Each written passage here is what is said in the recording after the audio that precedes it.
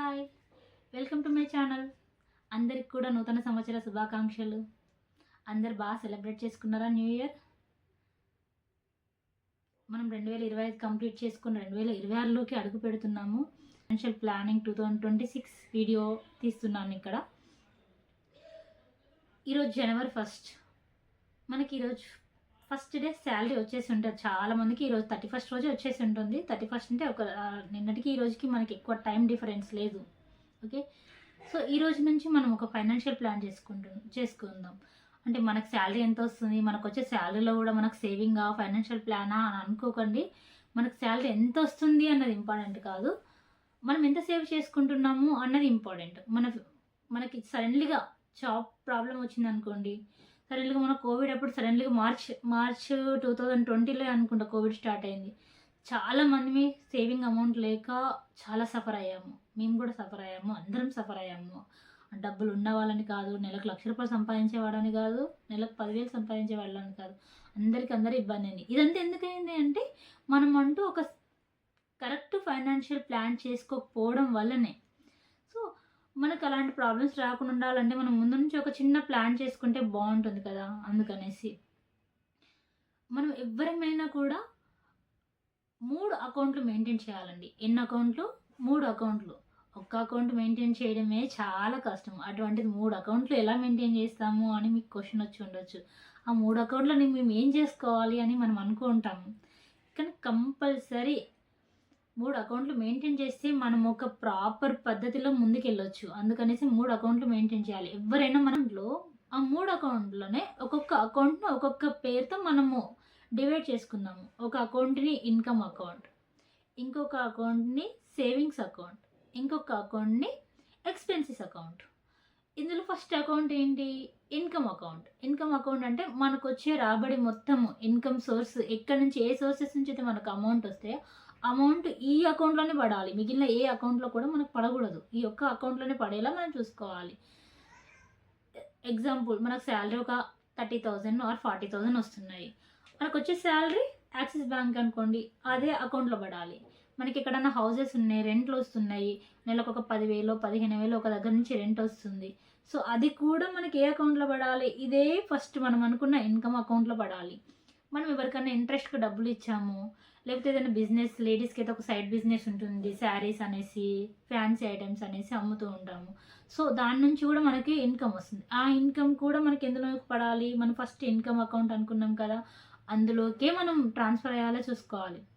మొత్తం ఎక్కడి నుంచి వచ్చినా కూడా అన్ని సోర్సెస్ నుంచి వచ్చే అమౌంట్ మాత్రం మనకి ఒక ఇన్కమ్ అకౌంట్ లాగా క్రియేట్ చేసుకోవాలి. ఆ ఇన్కమ్ అకౌంట్లో ఉన్న అమౌంట్ ఎంత అనుకుందాము? ఫర్ ఎగ్జాంపుల్ 100%, 40,000 అనుకుందాము. 100% అవుతుంది. సో ఈ 100%లో సెకండ్ అకౌంట్ ఏంటి? సేవింగ్ అకౌంట్ అన్నాను కదా. సేవింగ్ అకౌంట్ అంటే అందులో ఓన్లీ సేవింగే ఉండాలి. అందులో మనకి ఎటువంటి అవసరం ఉన్నా కూడా మనకు ఆ అమౌంట్ మనం తీయకూడదు. అలా ఒక సేవింగ్ అకౌంట్ పెట్టుకోవాలి. ఒక 40,000లో సేవింగ్ అకౌంట్ అంటే ఒక 20% మాత్రం మనం సేవింగ్ చేసుకోవాలి. ఎంతన్నా రానివ్వు, నీకు 10,000 రానివ్వు, ₹1,00,000 వచ్చినా కూడా ఒక 20% సేవింగ్ అకౌంట్లోకి మూవ్ చేద్దాం. ఒక 40,000 అనుకోండి, 20% అంటే ఎంత అవుతుంది? 8,000. 8,000 ఎందులోకి వెళ్ళాలి? ఇంకొకటి సేవింగ్ అకౌంట్ అనుకుంటున్నాం కదా, ఆ సేవింగ్ అకౌంట్లోకి మూవ్ చేసుకోవాలి. మిగిలిన ఎంత మన దగ్గర ఉండేది?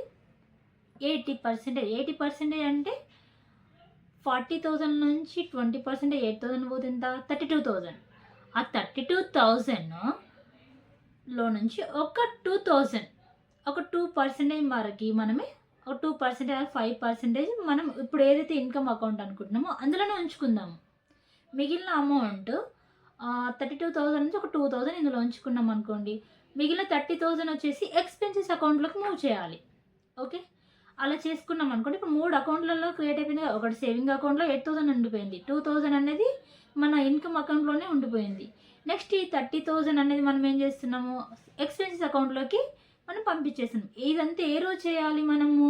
ఫస్ట్ మనకు శాలరీ వచ్చినాక ఇమ్మీడియట్ సెకండ్స్లో.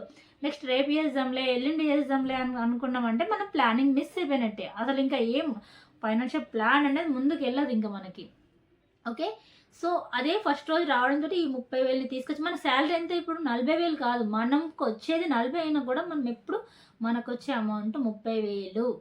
అంతే మనం ఫిక్స్ అయిపోవాలి. ఆ 30,000 ఎందుకి ఇంకొక అకౌంట్‌లోకి ఎక్స్‌పెన్సెస్ అకౌంట్‌లోకి మనం ఏసేసుకుంటున్నాం కదా! ఇప్పుడు దీన్ని ఏం చేయాలి? ఈ ఎక్స్‌పెన్సెస్ అకౌంట్‌లో నుంచి మనకేమన్నా లోన్‌లు కట్టుకుంటున్నాము, మనం ఒక చిట్టీలేస్తున్నాము అనుకోండి. ఆహ్, మన ఇంట్లో ఖర్చులు, కిరాణం ఖర్చులు, పిల్లల ఫీజులు, ఒకవేళ మనం రెంట్‌కే ఉంటున్నామనుకో, రెంట్ అన్నీ కూడా ఏ అకౌంట్‌లో నుంచి మనం ట్రాన్స్‌ఫర్ చేస్తూ ఉండాలి, అవతల వాళ్ళకి కడుతూ ఉండాలి. ఎక్స్‌పెన్సెస్ అకౌంట్‌లో నుంచి కడుతూ ఉండాలి. ఆ 30,000కి సంబంధించిన బడ్జెట్ ప్లానే చేసుకోవాలి మనం. ఇంకా ఎక్స్‌ట్రా అవుతది, మేము ఇంత చేస్తాం, అంత చేస్తామంటే మనకొచ్చే 40,000లో ఆ ప్లానే చేసుకోవాలి గానీ, అంతకన్నా ఎక్స్‌ట్రా అయితంటే మనం ఏం చేయలేం కదా! ఇంకా అంతకన్నా ఎక్స్‌ట్రా కంపల్సరీ మనందరికి అవుతది. అవ్వదని కాదు. మనం ప్లాన్ చేసుకోకపోతే అందరికి అవుతది. తర్వాత ఏం చేస్తాము? అప్పుల పాలవుతది. మనం ఏంటంటే అది తీర్చుకోలేక అక్కడి నుంచి అప్పు తీసుకొస్తాం, ఇక్కడి నుంచి అప్పు తీసుకొస్తాం. తర్వాత తల పట్టుకొని కూర్చోవాల్సొస్తది. అందుకనేసి మనం ఎక్స్ ఎక్స్‌పెన్సెస్ అకౌంట్ మనకు ఆ 30,000లోనే మన ఖర్చులయిపోయేలాగా అలా మనం ప్లాన్ చేసుకొని ఉండాలి. ఆ రకంగా చాలా బావుంటది. మనం ఒకసారి మీరు ఈ ప్లాన్ చేయండి. చాలా బావుంటది. మనం ఏదైనా అవసరమైతే నోట్స్ డైరీ మెయింటైన్ చేయండి. దీనికింత ఖర్చవుతుంది, దీనికింత ఖర్చవుతుంది అన్ని డైరీలో రాసుకుంటూ ఎళ్ళండి. 30,000 అంటే మనం ఒక 25,000 వరకు ఖర్చు చేశాము అనుకో. మనం 30,000 అంటే ఆ బడ్జెట్‌లోనే మనము ఖర్చులుండేలానే చూసుకోవాలి. ఎక్కువ ఖర్చుంటే మనం ఏం చేయలేము. ఒక 25,000 ఖర్చులు చేసుకునేలా ఉంది. మొత్తం అయిపోయింది. ఇంక మనం ఎక్కడెక్కడ కట్టేసాము. నెక్స్ట్ ఎంత మిగులుతుంది? ఆ రకంగా మనం ప్లాన్ చేసుకొని నెక్స్ట్ మిగిలిన అమౌంట్ ఒక 5,000, 3,000 మిగులుతది. అప్పుడు మనకు కోరికలుంటాయి. సినిమాలకెళ్ళాలనిపిస్తది. ఏదైనా డ్రెసెస్ కొనుక్కోవాలనిపిస్తది. ప్రతి ఒక్కరు మనుషులకు కోరికుంటాయి. దాన్నేంటంటే లగ్జరీ ఎక్స్‌పెన్సెస్ అంటారు. ఇవన్నీ ఖర్చులు అయిపోయినంక ఆ లగ్జరీ ఎక్స్‌పెన్సెస్ ఏదనుకుంటున్నావు? 4, 5 కోరికలుంటాయి. ఈ మంత్ మనం ఎగ్జిబిషన్ ఎళ్ళాలనుకుంటాము, సినిమాకెళ్ళాలనుకుంటాం, లేదా డ్రెసెస్ కొనుక్కోవాలనుకుంటాం. దీంట్లో ఏది మనకి ఇంపార్టెంట్? పిల్లలు ఒకటి అడిగారు. సో, పిల్లల్ని ఇది తీసుకెళ్ళడం ఇంపార్టెంటా? లేతే ఈ డ్రెసెస్ కొనడం ఇంపార్టెంటా? ఏదన్నా ఒక్కటి ఈ మంత్‌లో మనము ఆ ఎక్స్‌పెన్స్ చేసుకున్నామనుకో, నెక్స్ట్ మంత్ ఈ మంత్‌లో సినిమాకి తీసుకెళ్ళాం పిల్లల్ని. నెక్స్ట్ మంత్‌లో ఇంక తీసుకెళ్ళొద్దు మనం. నెక్స్ట్ మంత్ ఇంక ఎగ్జిబిషన్ లేదా షాపింగ్ ఆ రకంగా ప్లాన్ చేసుకొని ముందుకెళ్ళిపోవాలి. ఇది లగ్జరీ ఖర్చవుతది. ఈ 2,000 ఇందులో ఉన్నాయి కదా! ఏది ఇన్‌కమ్ సోర్స్ అనేసి ఇన్‌కమ్ అకౌంట్‌లో అలాగే ఉంచాలన్నాను కదా! అలా ఎవ్రీ మంత్ ఒక 2,000, 3,000 ఇంకా వేరే సోర్స్ ఎగ్జాంపుల్ మనకు బోనస్‌లొస్తేవి. ఇంకేది వేరే ద్వారా ఏమన్నా ఎక్స్‌ట్రా అమౌంట్ ఒస్తున్నాయి అన్నప్పుడు ఈ ఇన్‌కమ్ అకౌంట్‌లోనే ఉంచాలి. మన సాలరీ లాగా అంటే అవసరాలకు ఖర్చులు చేయకూడదు. ఇన్‌కమ్ అకౌంట్‌లో అలాగే ఉంచుకొని దాన్ని మనం ఎమర్జెన్సీ ఫండ్ అంటే మనం ఎప్పుడైనా అత్యవసరంగా సడెన్‌లీగా హాస్పిటలైజ్ అనేసి, సడెన్‌లీగా ఏదైనా పెళ్ళిళ్ళొస్తూ ఉంటాయి. అలాంటి ఖర్చులకి మాత్రమే మనం ఎమర్జెన్సీ ఫండ్‌ని యూజ్ చేసుకోవాలి. అంటే మన బడ్జెట్ ప్లాన్‌లో మనకు లేదసలు. అంటే ఈ ఖర్చు మనకొస్తది అని అనుకోకుండా అకస్మాత్తుగా మనకొచ్చిన ఖర్చన్నట్టది. సో, అందుకనేసి ఈ ఎమర్జెన్సీ ఫండ్‌లని మనం ఇన్‌కమ్ అకౌంట్‌లోనే ఉంచుకోవాలి. ఇంకక్కడ మనకేముంది సేవింగ్ అకౌంట్ ఉంది గదా! ఆ అమౌంట్ ఏం చేయాలి అని మన క్వెషన్. ఫస్ట్ మంత్ మన 40,000 సాలరీ నుంచి మనం కౌంట్ చేసుకుందాం. ఫస్ట్ మంత్ ఎంత మనము సేవ్ చేసాము? 40,000 8,000 కదా మనం సేవ్ చేసింది. నెక్స్ట్ మంత్‌కి 16,000 ఆ రకంగా 24,000 ఒక 30,000, 40,000 మన సాలరీని బట్టి మనకి అక్కడ ఎంత అమౌంట్ ఉందో, ఆ అమౌంట్‌ని అందులో ఉంచితే మనకు వేస్ట్ అవుతది అనిపిస్తది గదా! సో, ఆ అమౌంట్‌ని తీసుకెళ్ళి ఎక్కడైనా ఎఫ్‌డి చేయడము. ఎఫ్‌డి అంటే 2 ఇయర్స్, 3 ఇయర్స్ ప్లాన్ కాదు. మనం అప్పుడు, ఎప్పుడంటే అప్పుడు మనం డ్రా చేసుకోగలగాలి. ఎందుకంటే మన దగ్గర అన్ని డబ్బులుండవు. సడెన్‌లీ కావాలంటే డ్రా చేసుకోవాల్సిందే. లేకపోతే నువ్వు సేవ్ చేసి ఏం లాభం మనము? Long term saving separate. ఇదేంటి షార్ట్ టర్మ్ సేవింగ్ లాగా మనం సేవ్ చేస్తున్నాం కదా! సో, సేవ్ చేసి ఏం లాభం? మనకు సేవ్ చేసి లాభం లేదు. సో, మనం ఎఫ్‌డి చేసే ముందు ఇమ్మీడియేట్‌గా మనం ఇప్పుడంటే ఇప్పుడు డ్రా చేసుకునేలా ఉండేలా ఆప్షన్ పెట్టుకొని, మనం ఏ బ్యాంక్‌లో అయితే మనకి ఇంట్రెస్ట్ ఎక్కువొస్తది, ఏ సోర్స్‌లో పెడితే మనకి ఎక్కువ ఇంట్రెస్ట్ వస్తదో చూసుకొని, మనం అందులో సేవ్ చేసుకోవాలి. ఆ రకంగా గూడా మనకు ఎంతో కొంత ఎఫ్‌డిలో పెట్టినా గూడా మనకు అందులో గూడా కొంచెం ఇంట్రెస్ట్ రూపకంగా వస్తుంది కదా! సో, ఈ రకంగా మనమందరం కూడా ఇప్పటి నుంచి 3 అకౌంట్లు మెయింటైన్ చేసి, ఈ రకంగా ప్లాన్ చేసుకున్నామనుకో, కంపల్సరీ సక్సెస్ అవుతాం. ఒక్కసారి మీరు పెన్ను, పేపర్ కాదు డైరీ పట్టి ఒక్క నెల, 2 నెలలు మీరు కరెక్ట్‌గా ఎంత ఖర్చొస్తుంది, మనకొచ్చే అమౌంట్ ఎంత, మనం ఇక్కడ ఎంత సేవ్ చేస్తున్నాము, ఇక్కడ ఎంత పెడుతున్నాం, అది పక్కకు పెట్టి ఇప్పుడున్న అమౌంట్‌ని మనం ఎలా సేవ్ చేస్తున్నాం, ఎంత ఖర్చొస్తుంది, దేంట్లో మనం ఎక్స్‌ట్రా ఖర్చు చేస్తున్నాం అని మీరు ఒక 2 మంత్స్, 3 మంత్స్ ప్లాన్ చేయండి.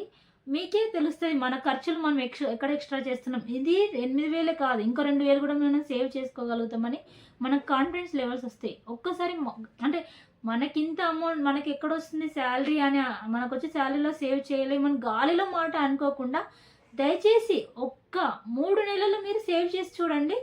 3 నెలలు మీరు డైరీ రాసి చూడండి. కంపల్సరీ మనకి రిజల్ట్ వస్తది. నాకు రిజల్ట్ వచ్చింది.